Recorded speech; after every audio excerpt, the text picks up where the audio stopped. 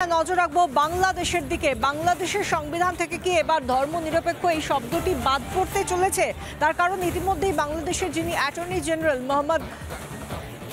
মোহাম্মদ আসাদুজ্জামান তিনি বলেছেন 90% জনগণ বাংলাদেশে তারা মুসলিম, সেক্ষেত্রে ধর্মনিরপেক্ষ শব্দটির প্রয়োজন নেই। মন্তব্য অ্যাটর্নি জেনারেল মোহাম্মদ আসাদুজ্জামানের। সমাজতন্ত্রের ধারণা বাদ দেওয়ার প্রস্তাব অ্যাটর্নি জেনারেলের। এবার যে সময় তিনি বলছেন যে ধর্মনিরপেক্ষ শব্দটির প্রয়োজন নেই, বলছেন বাংলাদেশের অ্যাটর্নি জেনারেল মোহাম্মদ আসাদুজ্জামান, তিনি যখন একথা বলছেন তখন প্রশ্ন, এবার তাহলে কি বাংলাদেশের সংবিধান থেকে বাদ পড়তে চলেছে ধর্মনিরপেক্ষ শব্দটি?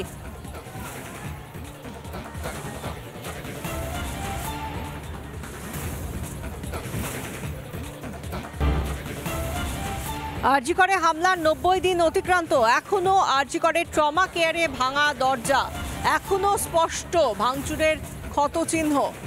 14 আগস্ট রাতে হামলা আরজিকরে, দুষ্কৃতী তাণ্ডব চলে সেখানে, অক্সিজেন বন্ধ করে গণহত্যার ছক দুষ্কৃতীদের। এমার্জেন্সি বিল্ডিংয়ে অবাধে তাণ্ডব চালায় তারা। ওই রাতে চলে ভাঙচুর, আর সেই সময় দাঁড়িয়ে দেখে পুলিশ। আমাদের প্রতিনিধি ভাস্কর বসু কি ছবি তুলে ধরেছেন 90 দিন পর কিভাবে রয়েছে আরজিকরের সেই trauma care centre emergency building, দেখুন।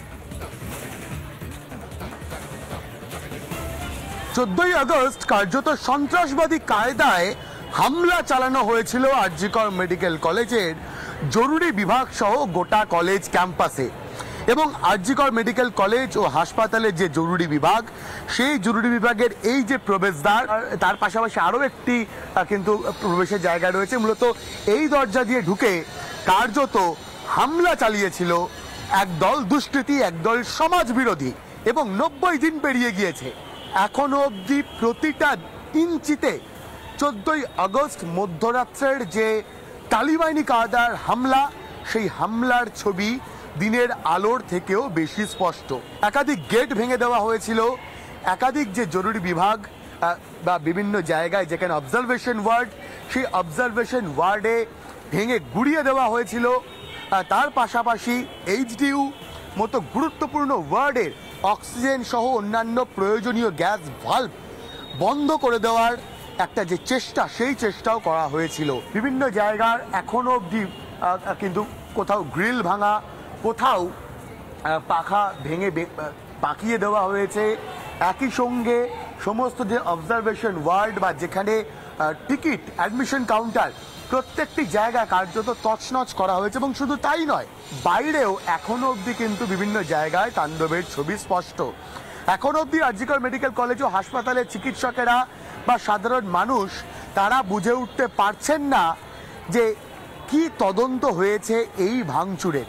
চিকিৎসকদের একাংশের অভিমত, প্রাক্তন অধ্যক্ষ সন্দীপ ঘোষের ঘনিষ্ঠ লোকজন কিন্তু এই হামলা চালিয়েছিল তথ্য প্রমাণ লোপাটের জন্যই।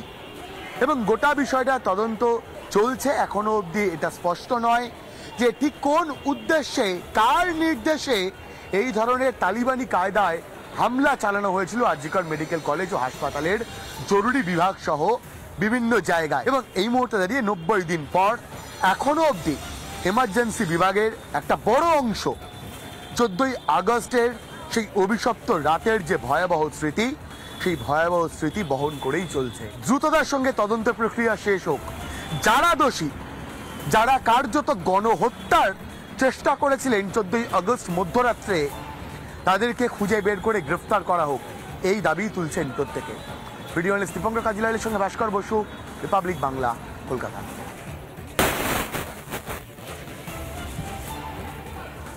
এই নিয়ে চিকিৎসক মহল, চিকিৎসক তারা কি বলছেন শুনুন। এখন অবধি আরজিকর মেডিকেল কলেজ ও হাসপাতাল